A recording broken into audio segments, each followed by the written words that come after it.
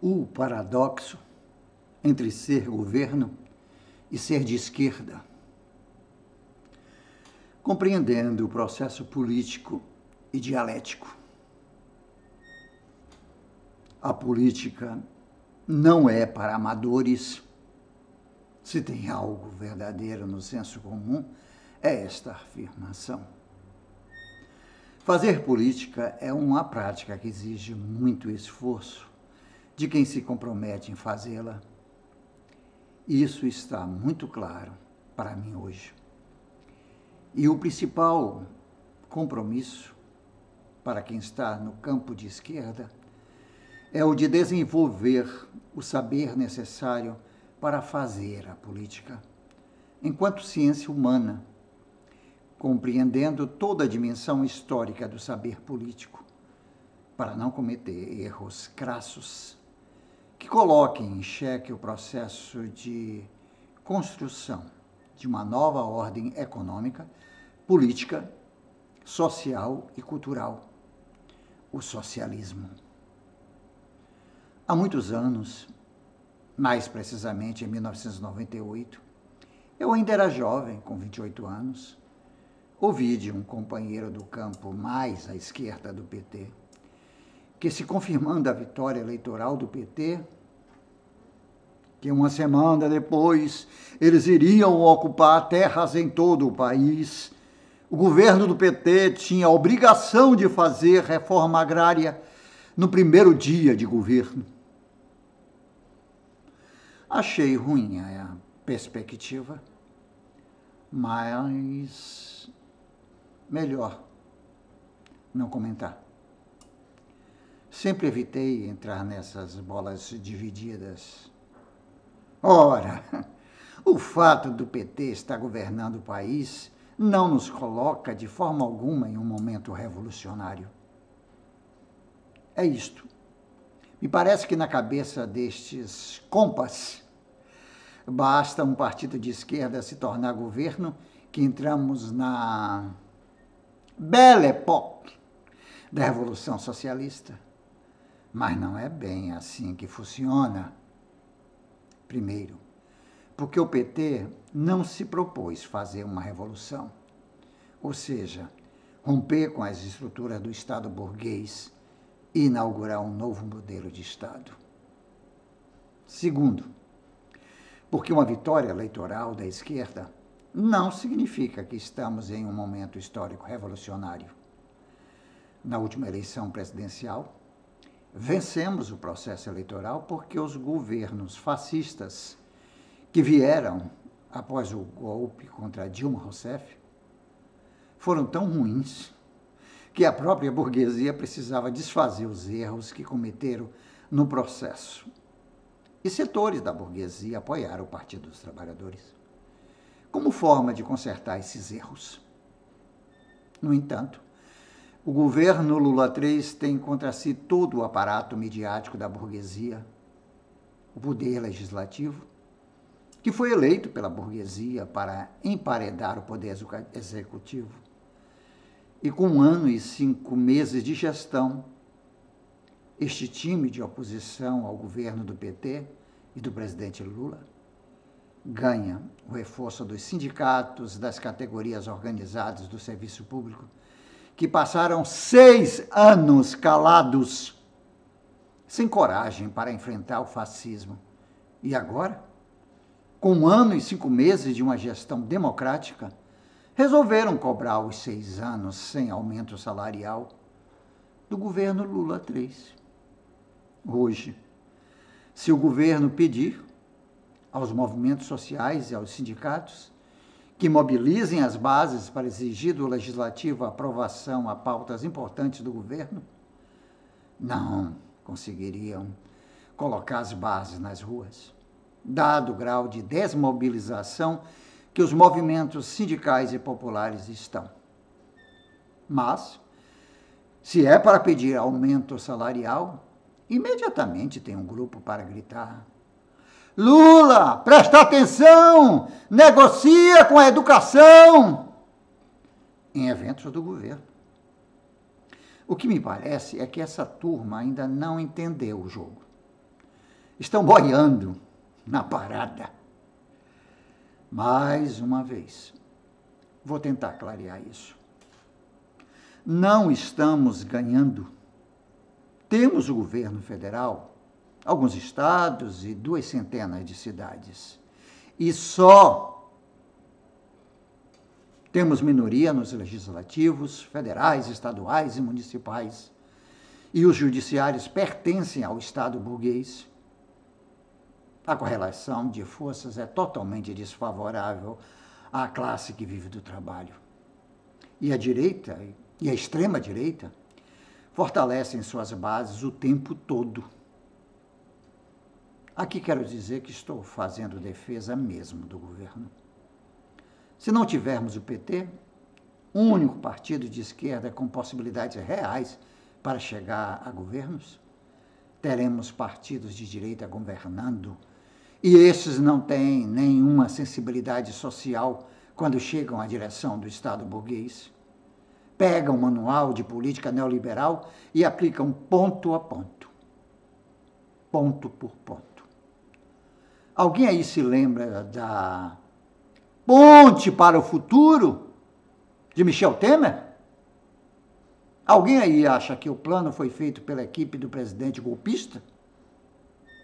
Alguém aí se recorda da lei de teto dos gastos? Alguém aí se lembra do congelamento das despesas públicas por 20 anos? Alguém aí que não se manifestou contra essas medidas há 6 anos ou há 2 anos, acredita mesmo que essas medidas não iriam impactar em suas vidas práticas? Porque eu mesmo fui para as ruas nas 3 vezes que os trabalhadores se manifestaram em atos políticos esvaziados, com as mesmas caras de sempre, porque entendi que a tal ponte para o futuro traria consequências sérias para meu salário e graves para o conjunto da sociedade brasileira. Eu não fui às ruas nas únicas 3 vezes que nos manifestamos contra os governos golpistas, porque queria parecer revolucionário. Não. Fui porque havia necessidade política de derrotar o projeto ultraliberal que havia sido pensado para o pós-golpe no Brasil. É bom lembrar que 2 desses 3 atos políticos foram durante os 2 anos do governo Temer. Só um foi no governo do fascistão, bem no início. Depois todo mundo meteu a viola no saco e não tocou mais nenhuma canção. Agora os radicais de esquerda aparecem nas redes sociais postando contra os governos do PT, fazendo leituras rasas da política econômica, divulgando notícias fake, servindo de porta-vozes para a burguesia brasileira retomar a direção do Estado. Estão querendo novamente jogar a água da bacia fora com a criança junto. Ontem mesmo, os deputados de direita descriminalizaram a mentira política, fake news nos processos eleitorais. E eu não vi nenhuma organização sindical, popular, fazer uma postagem protestando contra isso. Não deveríamos ter mobilizado o povo em todo o país para tentar fazer frente ao rolo compressor de direita no Congresso? Acho que sim. Mas falar mal dos governos do PT por conta do aumento do salário de 4% é mais importante para a luta política, para a luta de classe no país, do que tentar barrar a descriminalização das fake news ou a criminalização dos movimentos sociais e populares. Essa postura de setor e do sindicalismo do servidor público não parece a postura do jovem radical que queria ocupar terras devolutas uma semana após a vitória eleitoral do PT em 1998. Exigir que o governo resolva todos os gargalos herdados dos 6 anos de fascismo ultraliberal em 1 ano e 5 meses de gestão é muito pouco inteligente. Mas este é o papel da intelectualidade da classe subalterna.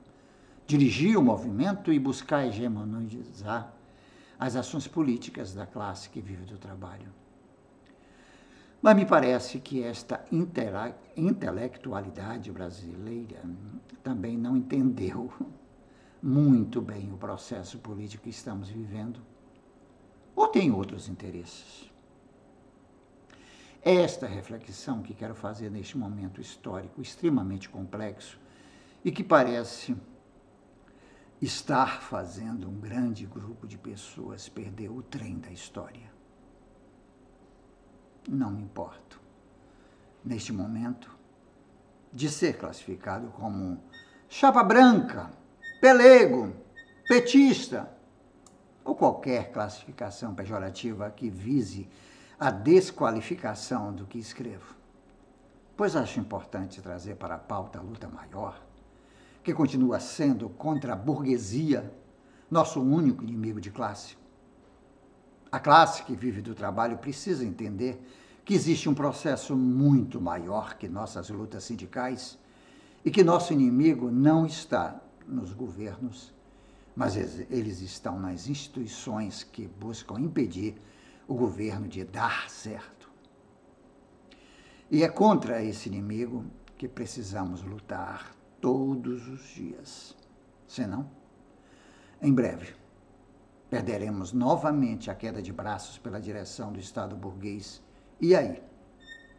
Certamente será muito mais complicado e difícil conquistar vitórias que essas categorias tanto almejam neste momento.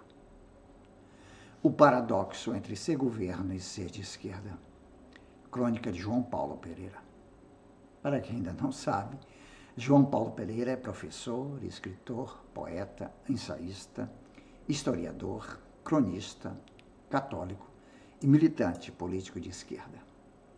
Estudou na UESB, Universidade Estadual do Sudoeste da Bahia. Nasceu no dia 23 de junho de 1969, em Vitória da Conquista, terra de Glauber Rocha e Dimitri Salles, a nossa amada Bahia.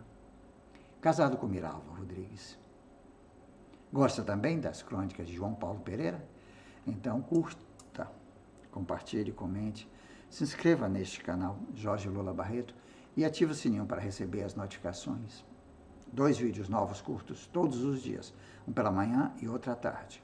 Política, literatura, música, espiritualidade, teatro, cinema, humor, amor, sexualidade, tudo junto e misturado, com a própria vida.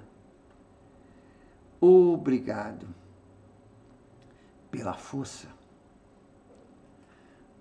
Dê o like para gerar engajamento. Renda básica universal já. O dinheiro não é dos governos, é do povo que paga imposto em tudo que consome.